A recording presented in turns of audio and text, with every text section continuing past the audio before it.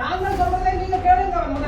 நான் சொல்லுங்க, நீங்க இருங்க, முதலாவது எச்சரிக்கை இருங்க. அவர் அந்த கூட்டத்துல இவரும் பிரசன்னமா இருந்தவர். அங்க இவர் எந்த விதமான வாயும் திறக்கல. கௌரவ உறுப்பினர்கள் அனைவரும் கலந்து கொள்ள உறுப்பினர்கள் இருங்க. குண்டங்கள் தடியங்கள் வந்துட்டான்ட்டா அங்க கதைக்கலாது. அப்ப இனி இதை விட நீங்கள் நுழைந்த கோயில் ஒரு விவாத பொருளாக்கி உண்மையான பொருள் ஏன் இந்த நடுவர் அப்படி ஒரு மண்டத்தை விவாதிச்சீங்க? நீங்கள் இல்லை என்று சொன்னால் இந்த சபையில் நடக்கும் ஒரு தரம் ஒன்றை கூட்டி போட்டு போகலாது. நீங்கள் தான் இந்த சபையில முக்காவாசி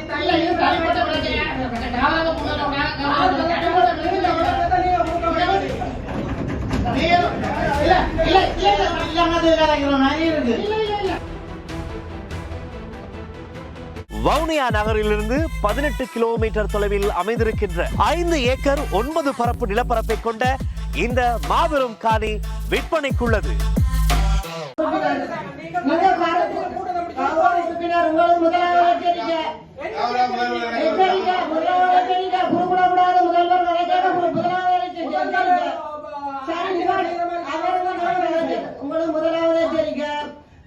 ஒரு முதல்வர் கதை கேட்க முதல்வர் மான் பெண்ண மரியாதை என்ன தெரியாம கதைக்கிறான். முதலாவது எச்சரிக்கை இருங்க. நான் கதைக்க அப்புறம் உங்களுக்கு கருத்து சுதந்திரம் இருக்கு. உங்களுக்கு நான் உங்களுக்குரிய சந்தர்ப்பம் தருவேன். நான் வருங்க. நான்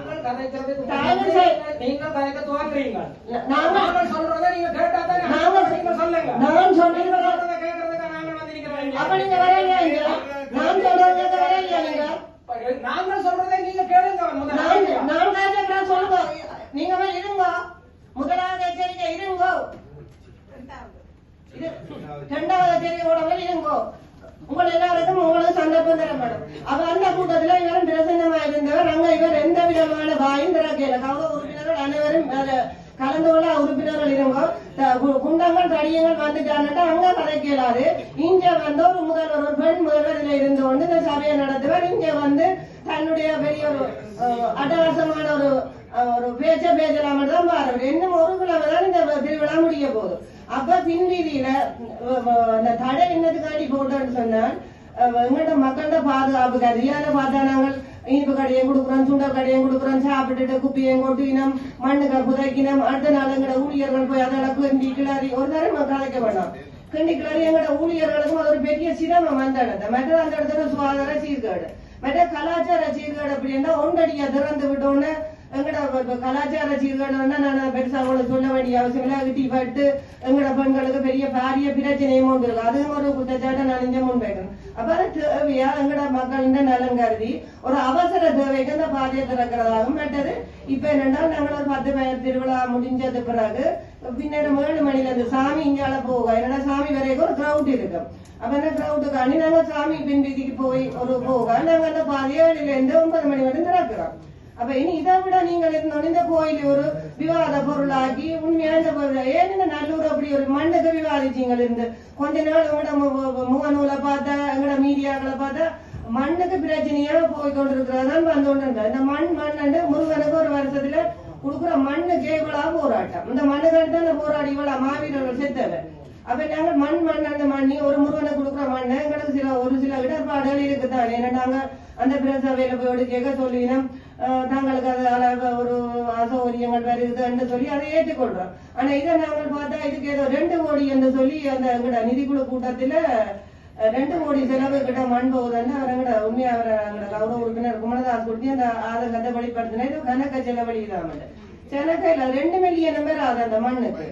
அப்ப டியூட்டி பேர்டு எல்லாம் போட்டு இந்த மண்ணை கொஞ்ச நாள் அப்புறம் பார்த்தா இந்த வீதி தடையல் இப்ப ஒரு கிழமையில வீதி தடையில இல்லாமல நீங்க நல்லா ஃப்ரீடமா எல்லாரும் போகலாம். தயவு செய்து சம்பந்தம் விவாதிக்காமைக்கு உங்களோட மக்களின் நலன் கருதி இதுதான் அந்த வீதி தடை போட்டுருக்கு. மற்றது நாங்கள் அவசர தேவைக்கு திறக்கிறோம். அது சம்பந்தமான ஆயுதங்களோட முன்னாயுதத்தோட நாங்கள் இருக்கிறோம். மற்ற இதை 7 மணில இருந்து 9 மணி வரையும் இப்ப நாங்க திறந்து விடுறோம் சாமி போனோட. இவ்வளவு நாள் இதுக்கு மிஞ்சி தேவை இல்லாம இந்த விவாதமாக்காமைக்கு இந்த சபையை நாங்கள் பணிவான அங்க கேட்டுக்கொள்றோம். அடுத்த சபையில போகும்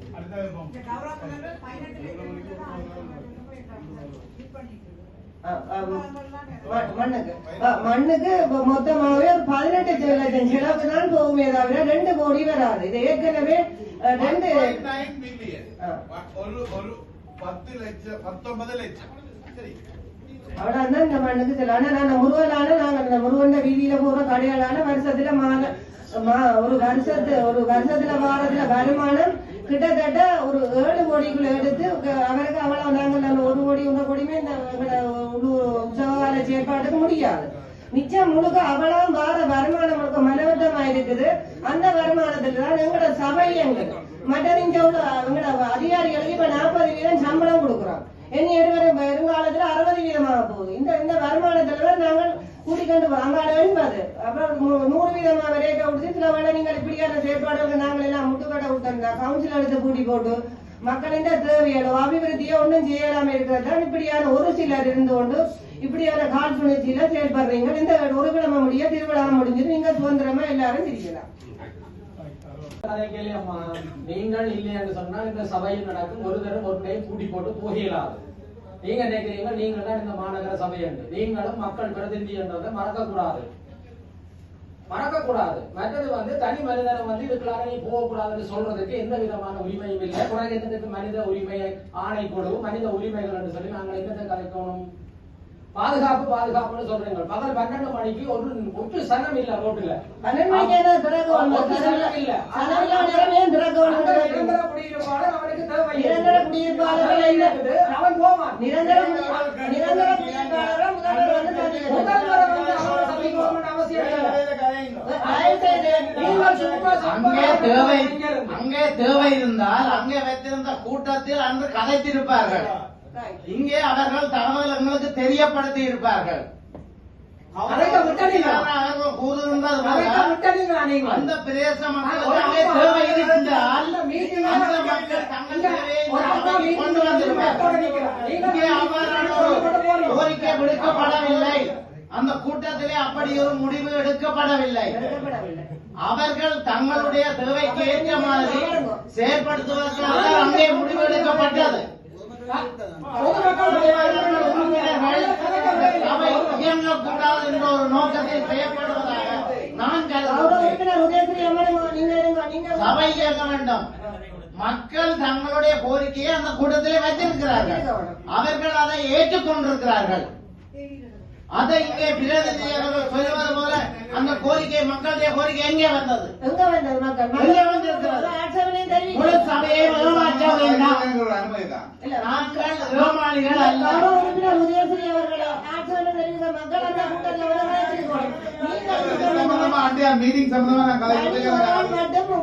ஒவ்வொரு சபையிலும் குழப்பத்துக்காண்டி ஒரு காழ்ப்புணர்ச்சியா நிக்கிறீங்க. நல்லூருக்கும் உங்களுக்கு என்ன காழ்ப்புணர்ச்சின்னு தெரியாது.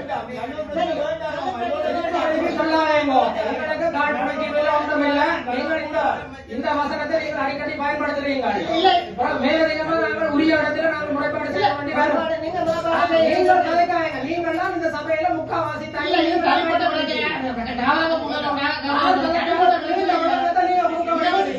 எனக்கு தெரியும். நான் இதை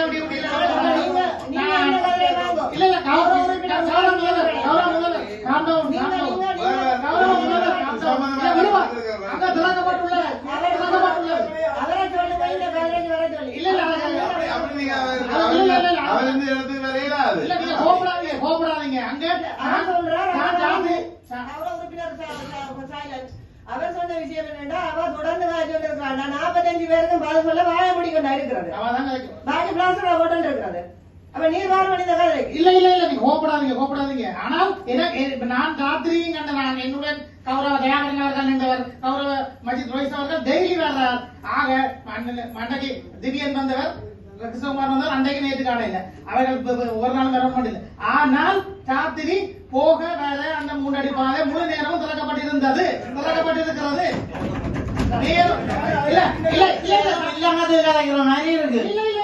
எனக்கு தெரியும். அங்க திறக்கப்படுறதுக்காக மேயர் எவ்வளவு எதிர்ப்புகளை சந்திச்சு ஆளோடு எல்லாம் பேச்சு வாங்கி இன்னைக்கு நான் வந்து சொல்ல மறந்துட்டேன். இன்றைக்கு விடிய நான் மீட்டிங்க வரந்தால் மீடியா நீங்கள் இருக்க கவனத்திலே எடுங்க. நல்லூர்ல இருந்து எனக்கு ஒரு மகஜர் வந்திருக்கு. நீங்கள் அந்த சாமி வரைகளையே நீங்கள் அந்த கதவுகளை திறந்து விட்டு அதுல சாமி அவங்க அந்த சாமி கொம்பு ஒரு இடத்துக்கிட்ட ஜனங்கள் இடிபாடு ஏனென்றால் அந்த கதவை நாங்க திறந்து விட்டோம்னா மக்கள் பின் வீதியில உள்ள மக்கள் எல்லாம் ஒன்று மண்டா இடிப்பட்டு அதுல பெரிய அசௌகரியங்கள் ஏற்படுது. இந்த மீட்டிங் முடியும் நல்லூர் நிர்வாகம் எனக்கு ஒரு அழுத்தமான கடிதத்தை கொண்டு இருக்கு. உங்களுக்கு நாங்க சொன்னாங்க சாமி போனதுக்கு அவசரம் கொண்டு என்ன முதல்வர் நீங்கள் இப்படி ஒரு அராஜகமான வேலை செய்யறீங்க. அவரை பார்த்தா இதையே பாடிக்கொண்டிருக்காரு. அப்ப முதல்வர் என்னதான் செய்கிறது? உங்களுக்கு எத்தனை அழுத்தங்கள் கோயில் மட்டுமில்ல, கோயில் இல்லாத இடங்களே எத்தனை எல்லாம் தெரியும். ஆனால் இப்பொழுது நீங்கள் மிகுந்த சிரமத்தில் நல்லூரை பற்றி ஒரு விவாதம் வேண்டாம், ஒரு விவாதம் வேண்டாம் என்று சொல்றதை விட உங்கள் திறந்து விட்டு இதுக்கு பிறகு விவாதம் வேண்டாம் ஒரே ஒரு பக்கத்தில் இருக்கிற அந்த பாதை மட்டும் திறக்கப்பட்டிருக்கிறது. நீங்கள் சபைக்கு வந்து ஒரு உத்தரவாதம் கொடுத்திருந்தீர்கள், நாங்கள் கட்டாயம் மக்கள் போக்குவரத்துக்காக அந்த பாதை திறந்து விடுவோம் என்று சொல்லி நீங்கள் சொல்லுங்கள். முதல் அறிக்கையில வந்து நீங்கள் விஷயம் கலைக்கவே இல்லை. நீங்கள் இது தொடர்பாக கடந்த கூட்டத்தில்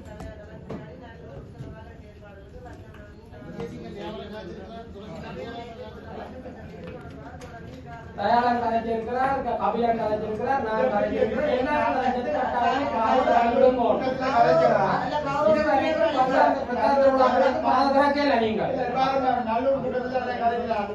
நல்லூர் ஆற்றில் சொன்னவங்களுக்கு என்னென்றால் போன வருஷமும் திறந்து விட்ட நாங்கள் இந்த வருஷம் நிச்சயம் திறந்து விடுவீங்கன்னு சொன்னபடியா அப்ப நான் நிச்சயமா நீங்க திறப்பீங்க தானே சொன்னேன்னு ஓமண்டா நல்லூர் கூட்டின 19ஆம் தேதி கூட்டத்துல நல்லூர் ஆற்றல் பக்தர்கள் சொன்னார்கள். நான் சொல்றேன் மாநில சபை நாங்கள் செய்கிற வீதி தடையில தயவு செய்து கௌரவ உறுப்பினர்கள் எல்லாரும் இருந்தா நான் கொஞ்சம் தெளிவா சொல்லுவேன். இது மக்களின் நலன் கருதி இந்த வீதி பாதுகாப்பு தடைகள் போடுறது. எனவே நீங்கள் தொடர்ந்து இதால மக்களுக்கு வர பாதிப்புகளுக்கு நாங்களும் பொறுப்பு கூற வேண்டிய ஒரு முதல்வராக நான் இருப்பேன். நீங்கள் பாடின வில்ல பாட்டே திருப்பி சொல்லிக் கொண்டிருக்கிறீர்கள். மக்கள் நலன் என்று சொல்லிக் கொண்டிருக்கிறீர்கள். என்ன மக்கள் நலன் அங்க இருக்குது? அங்க பின்னுக்கு இருக்கிறார்கள், தங்களுக்கு போக்குவரத்து செய்யலாம் சொல்லி 4ஆம் வட்டாரம் எனக்கு தான் முறைப்பாடு செய்யப்படுகிறாங்க. முறைப்பாடு செய்யற கௌரவ உறுப்பினர் உதயஸ்ரீ அவர்கள் முறைப்பாடு செய்யற மக்களை முதல்வர் ஆபீஸுக்கு அனுப்புங்க. அப்படி சொல்லக்கூடாது, சொல்ல முடியாது. மத்தியானத்துல வந்து ஒரு சனம் இல்ல, வீதியில ஒரு சனம் இல்ல, நீங்கள் பாதையை கூட்டி அதை நியாயப்படுத்திக் கொண்டிருக்கிறீங்க. கௌரவ உறுப்பினர் கருத்தை சொல்றதா அன்றைக்கு நல்லூர்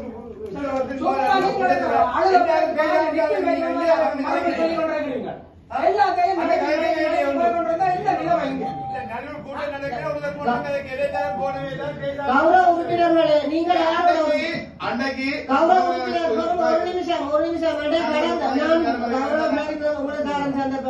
கடந்த கூட்டம் இந்த நல்லூர் திருவிழா சம்பந்தமான இறுதி கூட்டம் எங்களோட எம்ஓசி ஆபீஸ்ல நடைபெற்றது. தெளிவா எல்லாரும் கேளுங்க. குறுக்கூட குறுக்கூட்டம் உங்களுக்கான கடும் எச்சரிக்கை விடுத்து வெளியேற்ற நடவடிக்கை எடுப்பேன். நான் கரைக்க குறுக்க கரைக்க கூடாது. தயவு செய்து உங்களை எல்லாருக்கும் சொல்லியிருக்கு. அப்ப கடந்த கூட்டம் எம்ஓசி ஆபீஸ்ல அந்த நல்லூர் சம்பந்தமான இறுதி கூட்டம் நடந்தது. அந்த கூட்டத்துல பெரும்பாலான பொதுமக்கள் கலந்து கொண்டு துறை சார்ந்த அதிகாரிகள் எல்லாரும் கலந்து கொண்டு எங்களோட ஆணையாளர் முதல்வர் உட்பட எங்களோட உறுப்பினர்களும் இந்த வட்டாரம் சார்ந்த உறுப்பினர்கள் பிரதி முதல்வர்களும் அந்த கூட்டத்தில் பிரசன்னமாக இருந்தவர்கள். அங்கே சொல்லப்பட்டபடி அங்கதான் இறுதி முடிவெடுத்தது. இது திறக்கிறதான்ற முடிவு இல்ல. அது மக்கள்கிட்ட பாதுகாப்பு குறுக்கிட வேண்டாம். மக்கள் பாதுகாப்பு கருதி அந்த வீதி தடை தேவையான நேரம் திறக்கப்படும் என்றால் அங்கேயும் முடிவெட்டப்பட்டது. ஆனா அங்க முடிவெட்டப்படையில இவர் கௌரவ உறுப்பினர் குறுக்கிட வேண்டாம் கதை கேட்கல சொல்லியிருக்கு. கௌரவ உறுப்பினர் உதயஸ்ரீ அவர்கள் நிசாந்தன் எழும்பி அது சம்பந்தமான ஒரு கருத்தை தெரிவிக்க குறுக்கிட்ட இன்னொரு ஒரு கருத்தை சொல்லி அநேக விவாதம் நடந்து அங்க உள்ள அந்த நடைபெற்ற கூட்டத்துல ஒரு நான் பார்த்த அளவில் 7 மனிதாவே இந்த தேவைக்கு அந்த திறந்து மக்கள் பாதுகாப்புக்கான அந்த தடை இருக்கட்டும் என்று அங்கே எல்லோருமே மௌனமாக இருந்தார். ஆனா இப்ப எந்த கதைக்கிற கௌரவ உறுப்பினர் உதயஸ்ரீ அவர்கள் அன்று நான் கேட்ட விஷயம் பக்கத்துல பிரதி இறந்த உதயஸ்ரீய காலையில சபையில முழங்குவார் ஒரு குறிப்பிட வேண்டாம் உதயஸ்ரீய காலையில அவர் சொன்னார் வேற இல்லையா. பிறகு கூட்டம் பிடிக்க பார்த்தா அவர் இன்னொரு ஆளும் அந்த கோயில் தொண்டர் ஒரு ஆளும் அங்க உள்ள தொண்டர் ஒரு ஆளும் அப்ப இங்க கௌரவ உறுப்பினர்கள்